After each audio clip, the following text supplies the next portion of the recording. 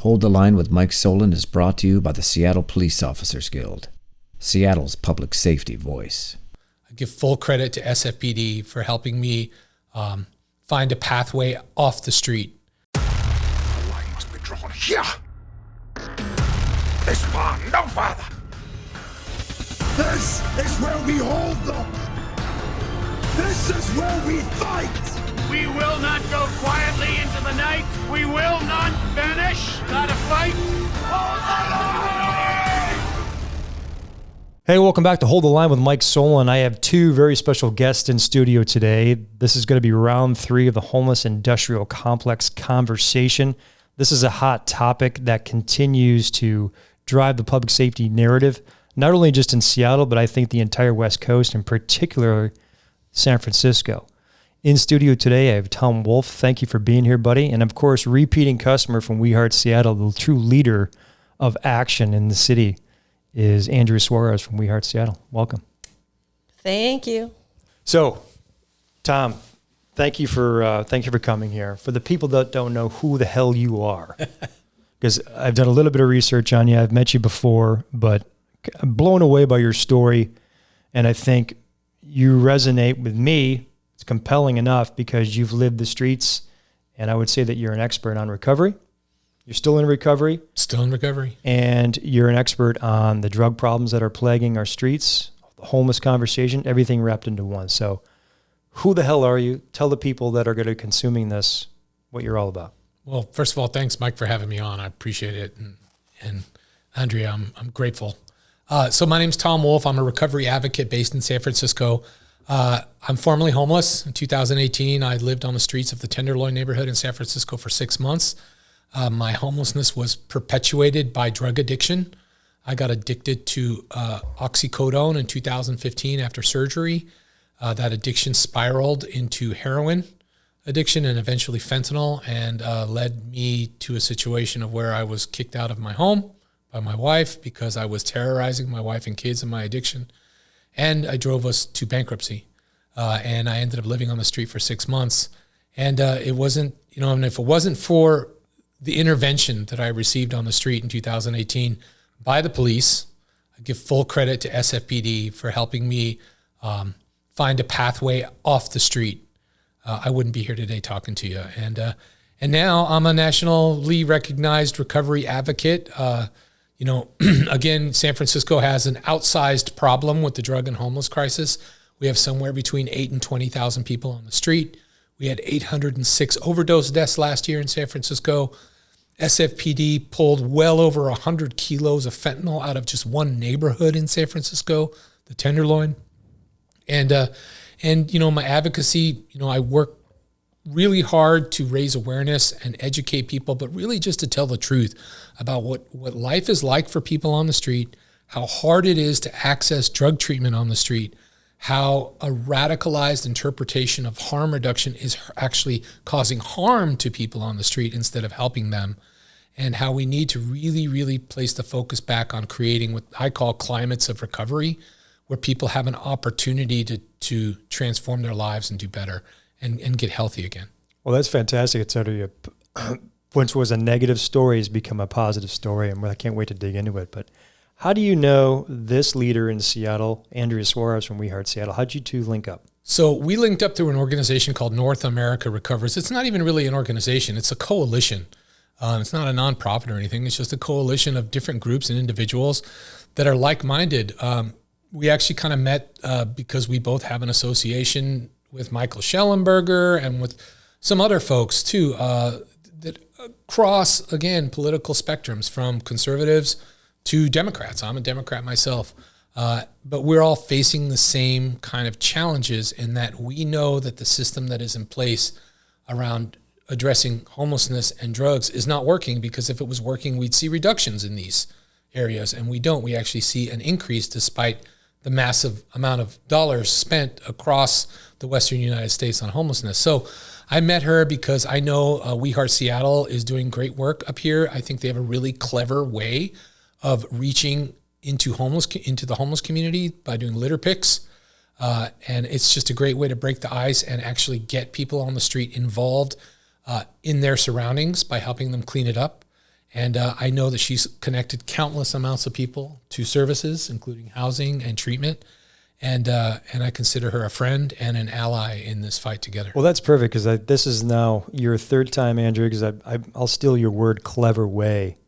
It is a clever way, and I think that's what enticed us to bring you on. In terms of the cops having respect for what you're doing, and the litter picks is what really spawned this. So you want to elaborate on what the good man Tom just pumped your tires with? Yeah, no problem. I had no idea 3.5 years ago by starting, what's now We Heart Seattle, happens to be a 501c3 nonprofit, but we think of ourselves more as a movement for civic engagement. And our action strategy is these organized debris removals, primarily in active and abandoned encampments, where we intertwine naturally with people living rough and people who've also passed away. And we've found now over 12 passed away folks are volunteers in picking up the litter. And I always say the truth lies beneath the trash, because we show what's working and what's not working from a policy standpoint, which is what Tom is all about. And we have this relationship, and I'm that grassroots, boots on the ground strategy, displaying, what's working and what's not. Why have we picked up 1 million pounds of trash in our parks, shared spaces, green belts, and 35,000 used needles, now thousands of used fentanyl foil, the bodies, not just somebody that just passed away, but bodies that have been weeks unfound, years down to the skeleton in our green spaces in the city of Seattle. What's broken from a policy standpoint, and my means to the end, is to educate our voters and to increase voter turnout so we can turn the ship around and start saving lives, restoring public safety and tourism and the economy and all the things that go along with what's broke today. Oh, that's perfect. I love that. The truth lies beneath the trash. Tom, kick it over to you. What is it about homelessness, addiction, and trash? Well, you have trash at your home. You take out the garbage every Tuesday night or every Wednesday night. I put out the trash, right? And it's always full. So imagine if you're living in a tent and you have nowhere to put out the trash to, right? Yeah. People still eat. They still have, they drink water. They have water bottles. They still have to use the bathroom, all of those things. And none of those things are usually available to be in the way that it needs to be managed on the street. There's no infrastructure. That's a good way to put it. Manage it. That. Right, to manage it. So you end up with tons of trash piling up. You end up with feces on the street. San Francisco has a huge problem with street poop. Oh, yes. It is what it is. And that's because they have only 3 public bathrooms for a 48 block radius of where the majority of the homeless people in San Francisco congregate. And so there you have it. You have this huge problem with that. Ironically, in a city like San Francisco, we spend $275,000 a day cleaning our streets, power washing the streets and picking up the garbage. A little over $250,000 a day? A day to clean our streets in the whole city of San Francisco. And, if you go to the Tenderloin neighborhood and Market Street and south of Market neighborhoods and parts of the Mission District, they're filthy. It's just too much because you've got these people that are living out there absent any infrastructure whatsoever. They're just living in a tent. So they throw their garbage where they can throw their garbage. They go to the bathroom where they can go to the bathroom. And that's contributing to what I call the destabilization of many of these West Coast cities. It's precisely, and that lies in where your skill set came in. You recognize that there's a problem. And if we don't pick up the trash, we are a destabilized society, aren't we? And the city of Seven Hills, Seattle is, the trash is on slopes in these beautiful green belts, the east-west Duwamish green belts, the Queen Anne McLean Trail, northwest, northeast Queen Anne, and our urban parks. And there's 2 policies in the city of Seattle, repeat for those watched episode 1 and 2, that leave the trash right there. I get we take the trash out every week, but we're finding trash that's been there since the 80s. Our city has left the trash to be there. Just covered in their foliage. I mean, we're talking their archaeological digs where we're finding bubblegum wrappers and bottles from the 80s, 90s, 2000s, and forensically can see how old this camp is, how long this skeleton has been here. And this is Dexter Avenue, steps from Queen Anne. Why aren't we picking up the trash at all? Yeah. At all. And then you add on illegal dumping and other people that are opportunistic illegal dumpers that then dump the trash onto the encampments. And then, of course, the other policy failure, it's an MDAR, multi-department rules that the city of Seattle agencies have to adopt. I don't know if police officers have to abide by this policy as well, but you're not allowed to go within 20 feet of a tent unless you're that very one specific human services department that may or may not be escorted with police anymore. Maybe the old navigation team was allowed to go within 20 feet of a tent, which is where we flag that there are people dying in RVs and vans right in front of us, right in our alley, right in those tents that we walk by as we're going to a baseball game, or in our Greenbelt uninhabitable trails, touted once our best urban hiking trails, where their bodies are laying and languishing and have been passed away for years unfound. That's unbelievable. So it's almost like it's out of sight, out of mind. And so would that be an appropriate description of when you were in the depths of your addiction? You're on the street, but in essence, let's just say normal people like myself who are not addicted, that still go to home and whatever, have structure. You're out of sight, out of mind. That's right. I'm out of sight. In fact, for many people, they fall off the grid. That's the term you use, right? Yeah. And we want to. When I became homeless, like that's when I gave up like any hope at all. Like I lost all hope. I wanted to disappear. I wanted to be off the grid. I didn't want anyone to bother me. I wanted to use my drugs alone. I didn't want the police to come. I didn't want outreach workers except for the ones handing out McChicken sandwiches. I wanted them.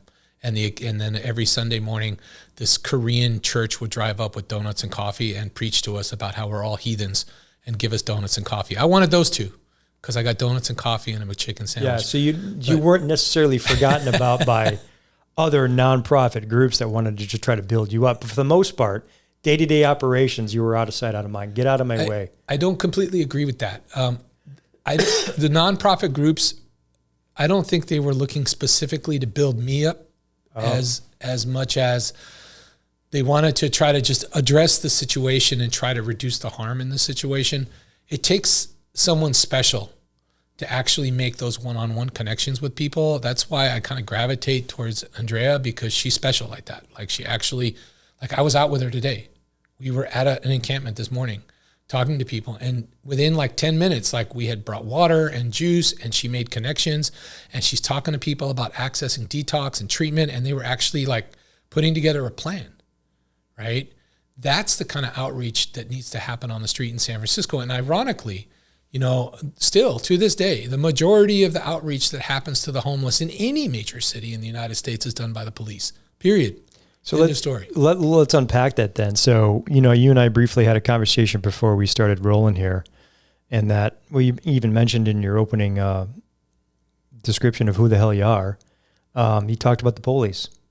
Yeah. And can you describe, obviously I'm still a cop, but typically police officers, what we do is we go call to call, and we don't necessarily have the old school way of connecting with our beat, our sector, with individuals that we get to know, because we're consistently running call to call and we're understaffed. It's not an excuse, it's actual reality. But there was a copper in San Francisco PD that took a interest in you. Can you describe that encounter?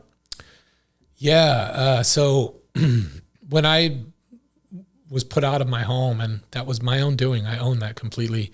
My wife was still deathly afraid and worried for what was going to happen to me. So she actually called SFPD and filed a missing persons report. And the cop that she talked to this day, he's still a friend of mine. His name is Rob Gilson.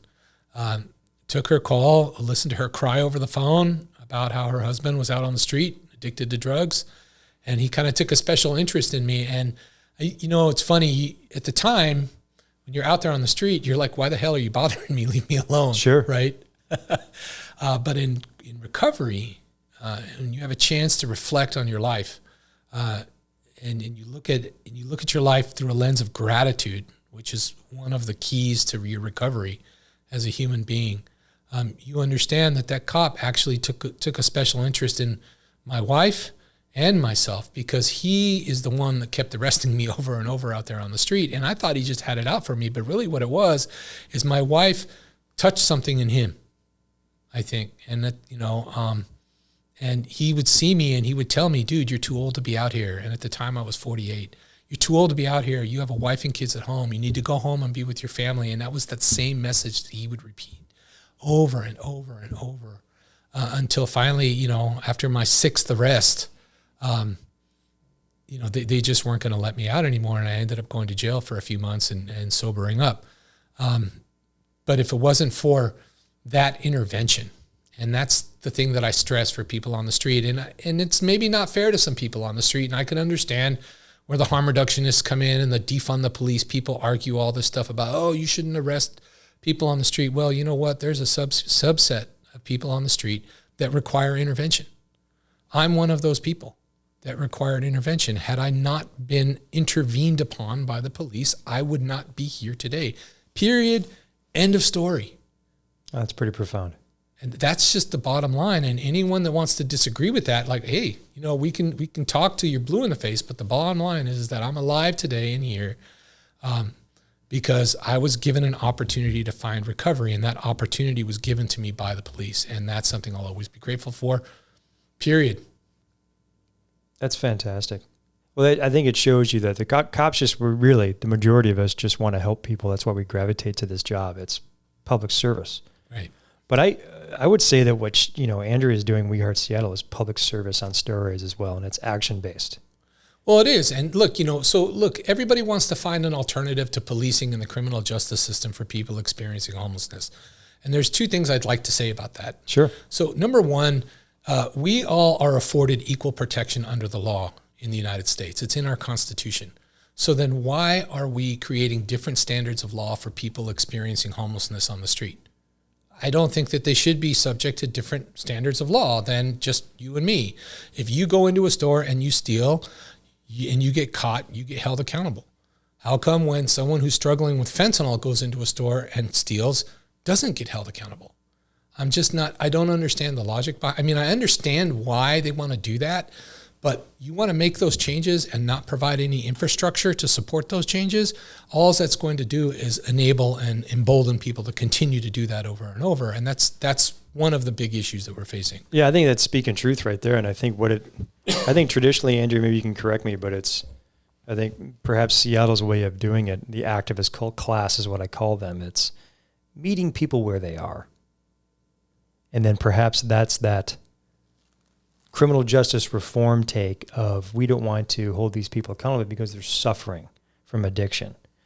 But I think what, Tom, you just described is, no, we need to not meet them where they are. We need to intervene. Is that what you're saying? We need to meet them where they're at, but not leave them there. Not leave them there. That's the key. That's the difference. That's the difference. That's what Andrea, that's her philosophy. That's my philosophy. That's a lot of us, the Salvation Army's philosophy.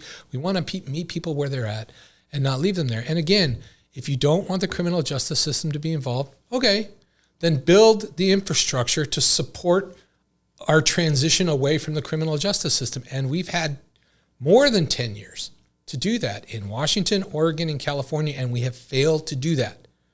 And as a result, you have between those 3 states, almost 50% of the entire homeless population in the United States. Period. It's unbelievable. It's really unreal.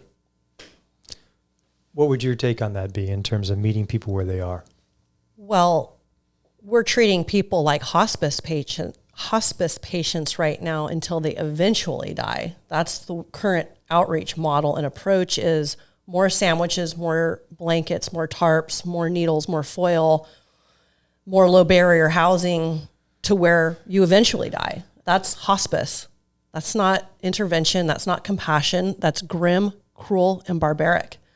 And what I would like to see, and Tom touched on this morning when he came out with Tim and I, and saw multiple people pop out of their tent eager to talk about detox and recovery. Show me that path out. You know, here's a sandwich, here's some juice. We're not jerks. We have basic needs. People are hungry, they're thirsty. Pack tobacco, cigarettes are great street currency, and trust sticks. But we're talking to grandpa this morning. Within minutes, phone numbers, people were upright, and talking about what a path out looks like. In fact, Theo, who I met over a year ago, cried in my arms and said, I can't get arrested for my open warrants right now. And he wept because he felt remorseful for car prowling and porch pirating. And some men and women, of course, have to trade sex for $10 to get through the next few hours to avoid withdrawal. And so just that whole ecosystem of predator and prey, and the current outreach model of wait until people are ready, I don't believe is the right approach, with fentanyl being the game changer. We need to be more assertive through motivational interviewing, through coaxing, which if you look up in the dictionary means gentle persuasion. And there's nothing wrong with tough love being the operative word. So with that, we talked about trying to get intervention, correct? Here's London Breed, San Francisco's mayor, brief 30 seconds of her saying, harm reduction, from my perspective, is not reducing the harm. And I am unapologetic in my investments in making sure that we have outpatient support, making sure that we have on-demand resources for those who are asking for treatment, that we are making it easier to help people than to harm people. Because you know what? Harm reduction, from my perspective, is not reducing the harm. This is San Francisco, believe it or not. But Tom, what is she talking about? Well, I was standing about 10 feet away from her when she said that. And that was after we did a march against fentanyl in San Francisco. Like, the recovery community in San Francisco decided to come together, and there was about 200 of us, and we decided to march through the Tenderloin over to City Hall and demand that San Francisco shut down its open-air drug markets and demand that they bring recovery to the people. And this is the march you're referring to. That's correct. And I was right in the middle of it. And I'll let this play out in just a minute because it's been a minute long. Yep. And I'm just ripping this right from your X feed. Yep. Fentanyl kills, folks. That's why we're here. Fentanyl kills. Fentanyl kills. And recovery works. That's why we're marching. We're marching today for recovery and to stop the open-air drug markets and to stop fentanyl in San Francisco. 800 people have died in the last year in San Francisco to drug overdose, and we have no response to it. So we're taking to the streets to put pressure on our elected leaders to make them change and focus on recovery as a solution to this. No more fentanyl. Close down the open air drug markets. Hold drug dealers accountable. We've had enough. So then, great march, by the way. Yeah. Excellent message. Yeah. But then her brief press conference is in response to this. Would you elaborate on that? So the two things. One, you know, the city has responded. They just haven't responded well. And they've spent hundreds of millions. I mean, actually, if you look at it, over the last 4 years, San Francisco spent just on behavioral health about $2.4 billion. That is not a small amount of money. Not a small amount of money. And we actually had a 25% increase in drug overdose on the street. Last year, SFPD arrested 930 drug dealers on the street in San Francisco. We estimate we have about 1,000. So they basically arrested all the drug dealers in San Francisco. You'd be like, yeah, problem's over. Nope. The courts released like 880 of them back to the street. And they're not charging them, or we don't know? The charges are ongoing and pending, right? I mean, they just extradited 3 fugitive drug dealers from Honduras back to San Francisco to face charges for them skipping out on their bail when they got bailed out last time a couple of years ago. I mean, this is how bad it is, right? So on the back end, the criminal justice aspect of these dealers, we're not taking that serious enough. No. I mean, look, there's the war on drugs failed. You hear that narrative all the time, right?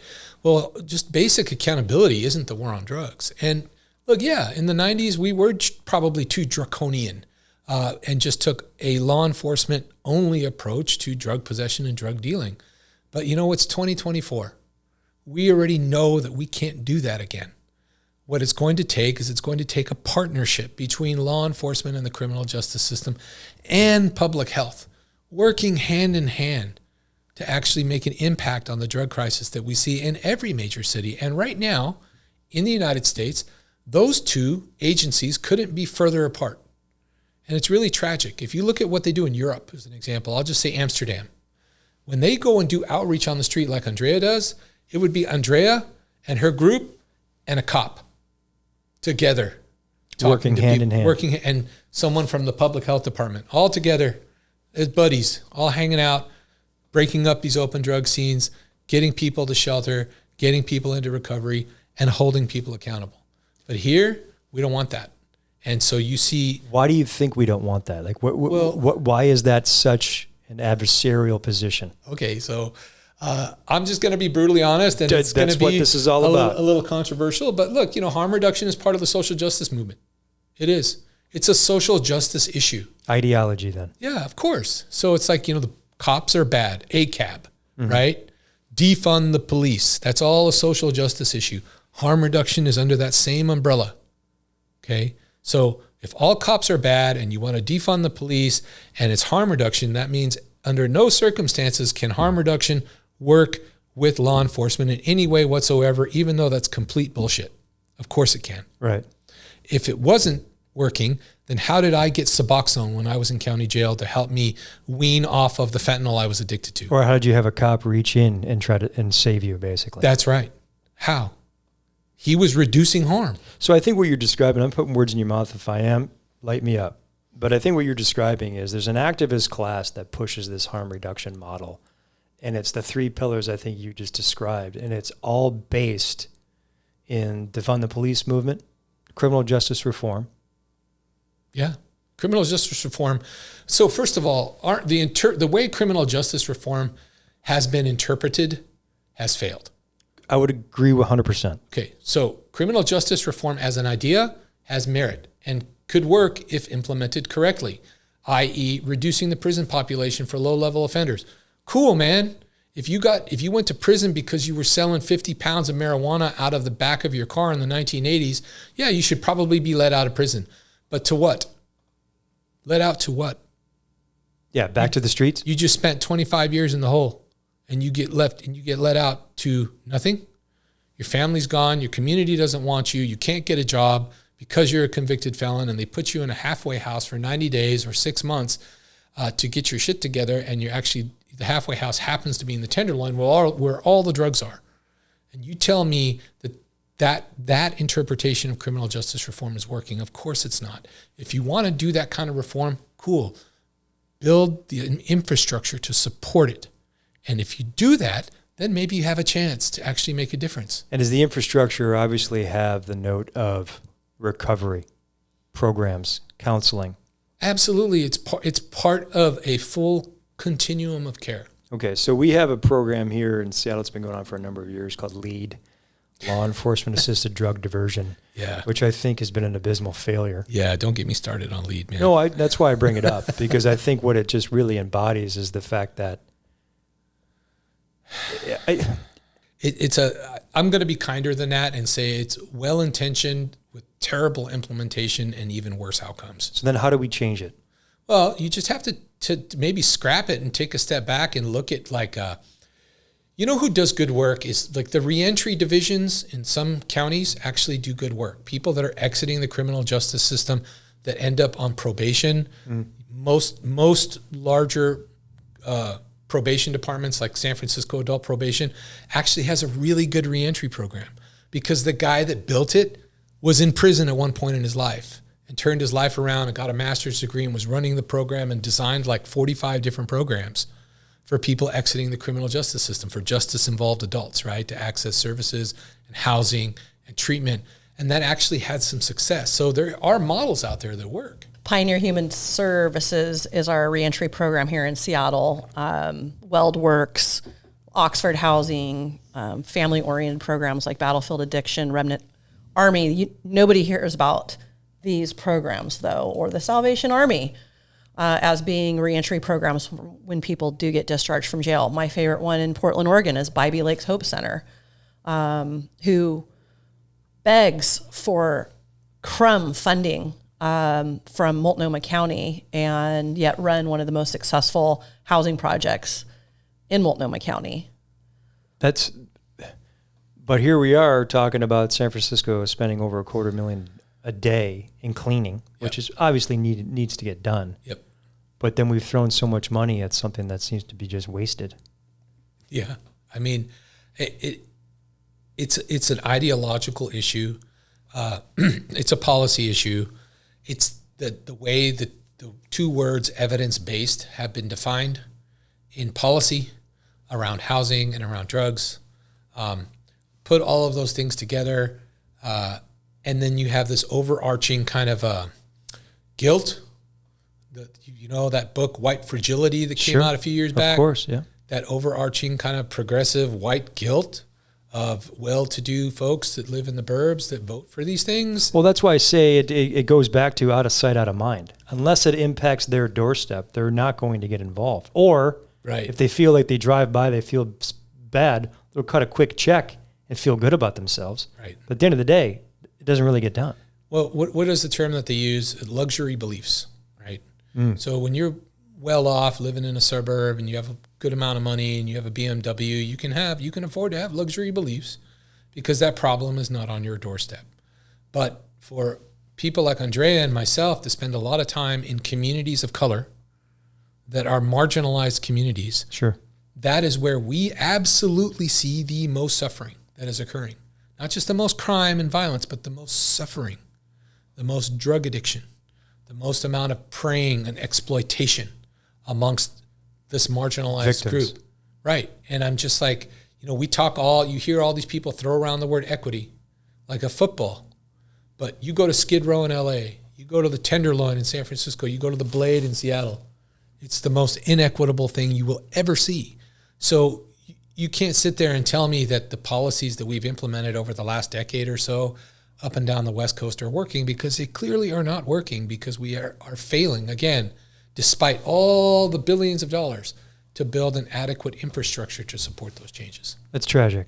And I think what it does is shows you from our side of the house in terms of police public safety is cops just want to do their job, but we're also handcuffed. So if we do, say, for instance, I'm the officer that rescued you, a better way of saying it. Right now in Seattle, if I were to try to do that, I wouldn't be able to book you into jail. Right. You'd be able to get out really fast. If I was on the street today in San Francisco, I'd already be dead. I'm completely convinced that I would already be dead. Because instead of getting arrested for violating the stay-away order that I had, I would have gotten a ticket. And 3 of the 6 times I got arrested, it was for violating my stay-away order. The other 3 times I was holding drugs for the dealers. It's true, I was a mule for them. That's how a lot of homeless people are exploited on the street in San Francisco. You hold the dope for the dealers, and then they pay you with fentanyl. That's their payment. I'm sure that's how it's done here in Seattle as well. I'm sure. And then if you get busted, guess what? You take the fall, not them. So it was the carrot and stick, and the stick meaning the officers had the ability to remove your civil liberties from you. Right? Well, I broke the law. Yeah. So it wasn't even removing the civil liberty. I violated my own civil liberties. The problem is people are breaking the law today, and then there's no recourse. Well, there's not enough. There's not enough recourse. I mean, I guess you could still arrest someone, and you hear all the criminal justice reform advocates argue, well, these misdemeanors for shoplifting are still punishable up to 6 months in jail. And I tell them very, very calmly that the police do not get to make the decision of how much time that individual goes to jail. That happens 13 months later in a court system as part of a plea bargain. You absolutely nailed it. Okay. So all the cop can do is go and do the arrest or not based on the level of the charge that is before them. And if it's because the guy stole 50 toothbrushes, well, that's under $950 in California, which is a misdemeanor. Mm-hmm. And so the police have a decision to make. Do I arrest him, fill out 4 hours of paperwork to have him be released in 8 hours, or even be a let go? arrest him, take him down to the sheriff, and then the sheriff turns around and releases him the same day, with a pending court date that he may or may not show up to. And now that cop is off the street for the next 4 hours filling out all this paperwork on that report. And I think that's a deliberate tactic to try to hinder our ability to be that stick that actually holds people accountable. I think it's all intentional. It's not a think, it's actual fact. Yeah, I would completely agree. Tons of paperwork was added to police reports across America since 2020. And there's a ballot initiative on the ballot on March 5th in San Francisco that would actually help reduce some of that paperwork and increase surveillance options for police to try to help the police do their job a little bit better.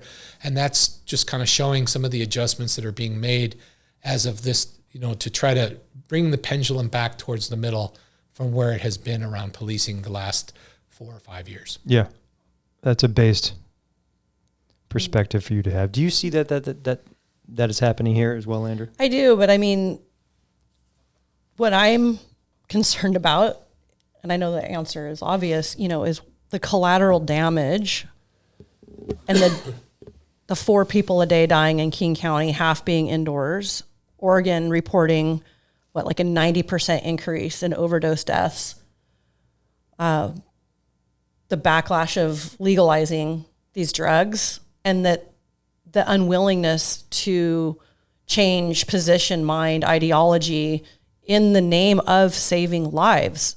The blood is on the watch of these policymakers, these activists that have pushed this very far left progressive policy into our communities, into our cities. And poor, lazy journalism isn't bifurcating the difference between the need for low-income, affordable housing for moms, single moms, veterans, senior citizens, and what we need to do for the folks dying at 72% overdose rate increase year over year. 2 separate issues, 2 separate populations. That's my concern, is that, we're talking a lot about all these poor policies, and ultimately the end result is an increase in death toll. And who's responsible for that? There's Dr. Raul Garcia, who's been out litter picking, is running for U.S. Senate, and he plans to launch a Americans Against Fentanyl Act and have a federal mandate that states can adopt to arrest and penalize dealers for manslaughter. And I think when you start talking that type of accountability and penalty for dealers, mules that are aiding and abetting the number one cause of death for our, age 35 to... Age 18 to 45. 18 to 45, the number one cause of death, isn't that dealing somebody their death sentence? Yeah, you're right. It's tricky, isn't it? Mm-hmm. I agree with you to an extent. So look, there's a couple of realities we have to face. By this time next year, drug overdose will be the leading cause of death for everyone under the age of 60 in the United States. It's going to pass heart disease and cancer by this time next year. Number one. So we really have to decide how we're going to abate that. Okay, are we going to just sit around and wait for it to plateau when all the people that are already deep in late stage addiction just die off? Or are we going to take some action on both sides of this? All right, so does the action start, let's get real down to the brass tacks here. Yep. Does the action start at the border? Does this start with China? Can you try to connect with us? How is the fentanyl so prevalent in the West Coast cities? Okay, I'm just going to say it like what I think. So I think the problem lies with the cartels. I know that they get the chemicals from China, but those chemicals can be gotten in other countries too. It's just really easy to get from China, but that doesn't mean you can't get them. You can get heroin really easy in Afghanistan, but you can also get heroin from Turkey. So, what, are we going to just go nuke Afghanistan? That's not going to end the heroin problem. Okay. It's the people that are facilitating the manufacturing and distribution of the drugs that we need to consider, which are the Sinaloa cartel and the cartel Nueva Generacion and the 70 other cartels in Mexico. Okay. The problem is that that's a different country. And so while I don't know about y'all, what everybody, this is the dichotomy that I think the conservatives have to reconcile. I'll be frank. Okay. I agree with the conservatives about the border. We need to secure the border. But I also agree with conservatives that we are a sovereign nation with borders that need to be respected. If we're going to demand and command that respect, then we need to give that respect to other countries too, i.e. Mexico. So we can't just go in and go Sicario and start bombing the cartels in Mexico without Mexico's blessing. So we need to find a way to entice Mexico's government, whether it be by carrot or stick, to get on board with trying to dismantle the cartel. They, however, are afraid to do so because of all the previous drug wars that were happening in northern Mexico down to Acapulco in the past that completely destabilized the entire country of Mexico. 100%. And they have made a deal with the cartels, and a lot of that bloodshed has stopped, and now Mexico's having a renaissance of sorts. If you go to Mexico City right now, it's pristine. It's beautiful. Okay? So we really have our work cut out for us as to how we're going to incentivize the government of Mexico to help us abate the actual supply that's coming in. And at the same time, we need to get really serious about ramping up our public health approaches because they're deficient, right? That's one thing maybe the harm reduction people are right about. There's not enough services out there. But Andrea and I say the same thing, and we're not pro-harm reduction. We know there's not enough treatment out there. That's one of the keystones of my advocacy, is that we have treatment on demand and that we start thinking not just in the hundreds of treatment beds, but in the thousands. Treatment on demand. Treatment on demand. That's actually a really cool concept. Yeah. Make it. So like today, for instance, you did the outreach. Yep. You had the ability to do treatment on demand today. We can, there are hundreds of beds available across the state of Washington. People need to be stabilized for 3 to 5 days and then discharged to longer term inpatient 60, 90, 6-month program minimum to get through to a point of self-sufficiency on their own. But one person at a time can be done. We're not trying to overnight take 5, 6, 7, 8,000 people and put them into treatment all on the same day. But if we take the approach of at the outreach step to at least have the conversation, we're one step ahead of where we are yesterday, which is you're not allowed to bring up drug and alcohol treatment at all. It's considered to be stigmatizing the addict. And if you bring up treatment when they come in for their pipe or their sandwich or their food stamp card, then they may not come in at all. And so then therefore there's no chance of building trust, which I just think is a really backwards approach. Always bring up, is today a good day to pick up the phone and call grandma and grandpa to see that you can go home after detox. So that I think we should change the model and the approach at the outreach, and any outreach organizations that's not willing to do that, I think should be defunded. How do we do that? All politics is local. Well, for starters, you can fund private entities that may be adopting the very working policy that Tom's talking about, and that's We Heart Seattle. On a very micro level, we are adopting and applying and housing people using that model of compassionate intervention. Detox, go home to mom. Detox, go home to wife. Detox, maybe go serve your warrants and not run from them. I have 2, 3 men that call me from prison weekly and say they are being rehabilitated. They're sleeping. They're not running from the law. And outreach needs to encourage, coax, persuade folks running from their warrants to take care of them. Maybe it's through the lead program or serving time or negotiating some other drug court out. But holding people accountable is evolving them to self-sufficiency. And that's where we need the outreach to do. And if you're not doing that, you should be defunded. That's how you get to that point, is either adopt a new approach or you're done. Can I just add to that? Absolutely. So, I really believe that accountability is a cornerstone of recovery. I've said that to you before. But I also believe that harm reduction can play a role in all of this.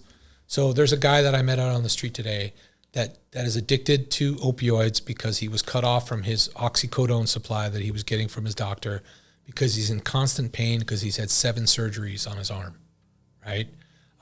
That guy needs an alternative from just getting clean, because otherwise he's going to be in pain all the time. and he's going to be clean, and he's not going to stay clean because he's in pain all the time. This is where harm reduction can step in and help that individual, right? But there are other individuals that we met today that just are addicted to drugs and are homeless because they committed crimes and they're absconding from the law. And they need to go handle their accountability portion of it and at the same time get rehabilitated and then go back home. So there's no one size fits all, but we've chosen to treat what's happening on the street as a one size fits all. Yeah, So it's forced. There's, Individualized outreach, case by case, with strong, assertive case managers and case navigators that, we need to diversify the type of people we hire into the space as well. Lived experience, sure. Business managers, people with finance degrees to maybe run the books would have helped this last $11 million debacle that was we are in, now we are out, that King County Regional Housing Authority was able to do a public-private collaboration last year and the year before. All went to salaries. All those people are gone. So bring people in with a diverse set of skill sets, not just social workers. Right. There's 1,000 different causes of homelessness, man. Just hundreds and hundreds of different ways that you can become homeless. It could be any one of us. I mean, I've had surgery before. Yeah, it could right? be. It could be addiction. It could be early childhood trauma. It could be domestic violence. It could be abuse. It could be loss of job. One paycheck away. One paycheck. All these different reasons. So then why, if homelessness in and of itself is not monolithic, why are we treating it as a monolithic problem and that everybody just needs housing and then we'll fix everything after? That's basically the solution. Yeah, well, it seems more of a political solution based upon ideology. But it's gone beyond that because now we're talking about billions and billions of dollars. Big money. That could be allocated differently, not away from, but just differently. I always use the term enlarge the solution space. Let's open up the solution space and allow for sober housing and recovery-based housing and more integrated outreach and more integrated treatment services and treatment on demand, all to be part of this is like a flower. Is treatment, correct me if I'm wrong, but could one make the jump that treatment on demand is forced treatment? No. Treatment on demand means exactly that. You're ready to go to treatment, I can have you in a detox bed. Well, how do we know if somebody's ready or not? Because they'll tell you they're ready. And if they're not ready, this is where the intervention comes in. If they're breaking the law to support their addiction, okay? I want to make it clear, it's not against the law to be homeless, at least not in San Francisco. It's not in Seattle either. And it's not against the law to be addicted to drugs, at least not in San Francisco. But it is against the law to go into Walgreens and boost. Correct. Okay? And so people that are exhibiting those behaviors as a result of their addiction, it's okay to hold them accountable and refer them to drug court so that they can get mandated into treatment. That's where LEAD could come in and actually have some bite. Perhaps. What about public intoxication of fentanyl? Is that not an arrestable crime now? I thought we passed our ordinance here that the cops do have that tool to arrest for open air use of narcotics, but they're typically picking people up on open warrants. Well, we do have that tool for sure, but I was just kind of lamenting with Tom here. It's like we take people to jail, but then the jail just kicks them loose. So that, I mean, there's a lot, everybody has to get on the same page, right? Yeah. Not everybody's on the same page. Yeah. I mean, our sheriff and our police aren't necessarily on the So same page. when do you think we will be on the same page? I mean, I see the work you're doing in San Francisco, which is outstanding. I see the work that Andrea is doing with We Heart Seattle. I mean, it's compelling leadership with action. But I guess the big question is how many more people need to die before out of sight, out of mind stops? I think we're getting closer. Okay, so there's hope. Yeah, I don't think we're there yet. I think it's going to be a few more years. There's too much money wrapped up in it. I was explaining to Andrea that it's a marathon for us to try to unravel some of the policies that are in place. Sure. And it's going to take time. And unfortunately, people are dying along the way, and that's tragic. But it should be a rallying cry every time someone dies of a drug overdose on the street under the current drug policies and homeless policies that we have. It should be a rallying cry for everyone out there that votes to really think and vote accordingly. It's a fantastic message. Yep. It really is nice. Thank you. Vote. That's your vote. action plan. Yeah. Vote. Use our direct action strategies to educate voters, educate our friends that are in the suburbs that aren't coming to the city. Let them know what's going on and how to separate,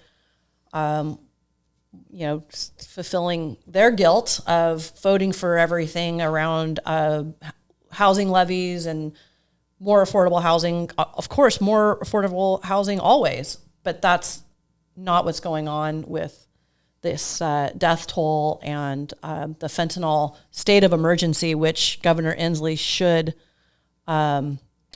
proclaim. Don't you think we should be in a state of emergency? Do you think Oregon's on track for that this hot mess bed that they made that they should be laying in? So San Francisco is a little gun shy about state of emergencies, but yes, we should be in a state of emergency. I only say that because we declared a state of emergency a couple of years ago in the Tenderloin, and $22 million later, we had this safe injection site open and nobody got clean, and it was a big disaster. So we can declare the state of emergency to unlock funds, but this is where policy really matters, because now who's in charge of deciding how those funds get spent? How much of that is connected to Sacramento? A ton of it is the same connected. thing here in Olympia. Mm-hmm. Yeah, state law makes a difference. State policy is huge. Yeah, 100%. Tom, where can people find you? I live on X, Twitter. My handle is TWolfRecovery. If you want to find out more about me or contact me, you can go to my website. It's www.gooddrugpolicy.org/PAPR. That's my bio's in there, my contact information. I have my own nonprofit, and I'm part of a larger foundation called the Foundation for Drug Policy Solutions. And you can also find me doing some work for the Salvation Army in San Francisco, trying to bring a recovery system of care to the city. Perfect. Andrea, where can people find you? WeHeartSeattle.org. I'm also on X, WeHeartSeattle, and at WeHeartFounder. We have weekly organized litter picks. We're at, I think, over 350 organized litter picks thus far every weekend. Corporate serve days, bring your soccer club out, your book club. It's a great way to meet the community, and civic engagement will fill those gaps to support the government where they could use some help. So vote for the backyard that you want to live every day by volunteering. That's our mantra, is that volunteerism and community response is a great way to help out our cops and our social workers and other charitable organizations that are doing their part to come out, vote with your boots, and come educate yourself so you're educated when you hit the ballot box this fall. Two great messages. I want to thank both of you for being here. It takes leadership and courage, and very humbled. As a public servant, I'm just clocking in and out. And there was a time when I was in patrol and I would try to touch base with the people that I served. But what you guys are doing and your lived experience too, Andrea, for sure, in terms of I would call you a first responder almost. It's quite humbling to see two people that actually give a shit. We do. And you have solutions, and your action plans suggest that those solutions are actionable and have no doubt, in my mind, move the needle in trying to solve this, or at least significantly reduce the craziness that's impacting the West Coast. Thank you, Mike. And your Hold the Line platform here is your action. So thank you for helping raise, our voices and everyone that's been on this show. It really is reaching a large audience. I have people coming up all the time talking about our prior recordings. I know we're trying to wrap up, but Chelan County has invited me out to talk with Wenatchee, that whole the Chelan County area leaders, mayors, chief of police, to talk about our working model, even though it's a micro model, a small scale, but it is adopting kind of the policy direction that we're talking about today. So it's through this podcast that we're getting the word out. So thank you. Thank you. Appreciate that. You mentioned a number of issues of things that have impacted you to help you get to recovery. One thing I wanted to ask you is faith. Did faith have, and whatever higher power that you use for faith or that you consume to really scratch that itch for you, what is that? How much did it help you? And do you feel, more broadly speaking, that one of the reasons why we're in the predicament we are in today with this fentanyl crisis, this homeless crisis, is because of lack of faith? Well, first of all, faith played a huge part in my recovery. I know for some people it didn't, but I do know that people that I talk to in the recovery community, and I include myself, that when you fall into addiction, part of being sick with addiction is that you are spiritually sick as well. You lose faith, you lose hope. You don't think that anyone's looking out for you anymore. And usually what gets you into trouble is that you think you've got everything under control, and you really don't. And what's great about having faith is that you learn to kind of let go of a lot of the things that you think you're supposed to be able to control, and you kind of give it over to a higher power, where you realize that, you know what, you really don't control shit.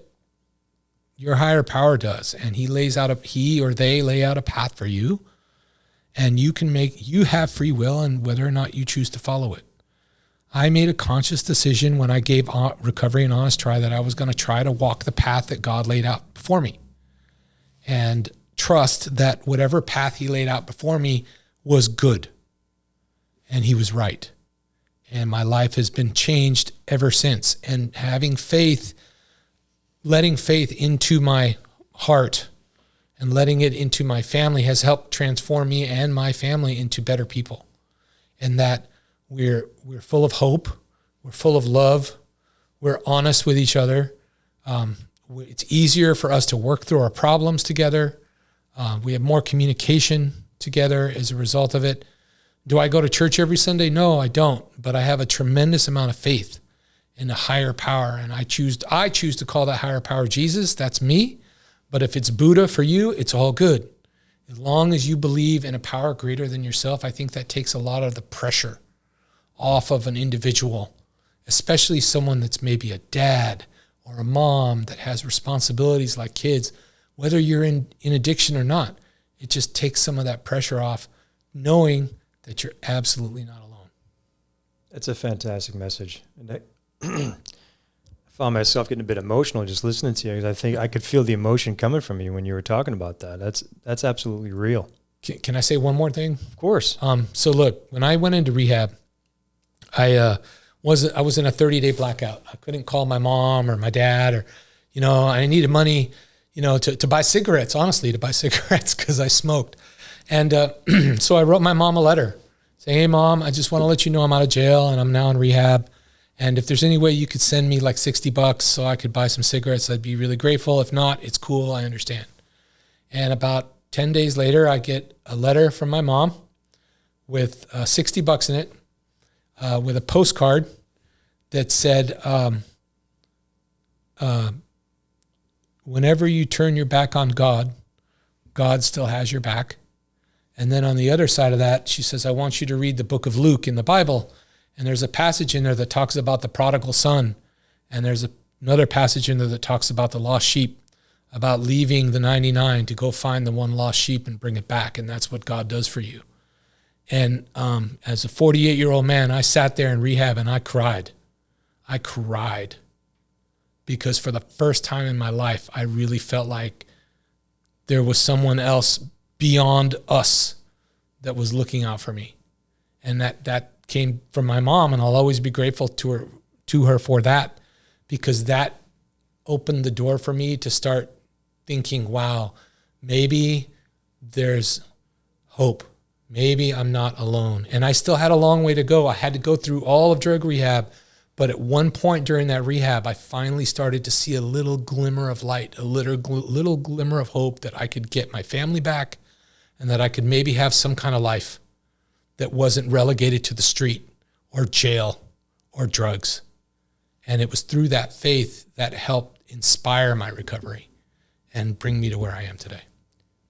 Thank you for sharing that, man. That moves the needle for me, for sure. Andrea. Thank you for sharing that, Tom. At We Heart, we use the term magic a lot, and just fate and running into the right person at the right time. And it is service above self. You know, it's a higher service is my higher power. It's what keeps me going every day. It fills my spiritual void. And Rotarians, got to give a shout out. You know, they are salt of the earth folks that have adopted We Heart and myself, them, and you know, they're out there every day volunteering and putting themselves, again, service above self and honoring their 4 pillars of service. And one being, is it the truth? And, you know, you mentioned at lunch, you know, just faith, having, you know, realizing you have to trust what you can't control, but together and through community and fellowship and that energy of like-mindedness pulling together in critical mass is about as religious as I can get and feel. It's very fulfilling when you have community working together, lock and step, to serve and to, in this case, really try to save lives. So that's kind of my position. I don't have Jesus, but there's something there pulling me in this direction hard. And I think about it every single day. And I'm grateful for that feeling. Wow. Well, 2 great people I've had the honor to be amongst. I want to thank you both for taking the time to be on this podcast and for your action and for your lived experiences. And I think your dedication to just humanity, trying to solve some problems. Well, thank you, man. Thank you very much. It's great to be very, here. very, very compelling. Thank you so much. Hey, thanks for holding the line with Mike Solon. I think if we embody these 2 great people that have taken the time out of their busy schedules and we listen to them, and perhaps then we can emulate what they're clearly doing in terms of action and getting results. And perhaps we all can continue to hold the line. Thanks again.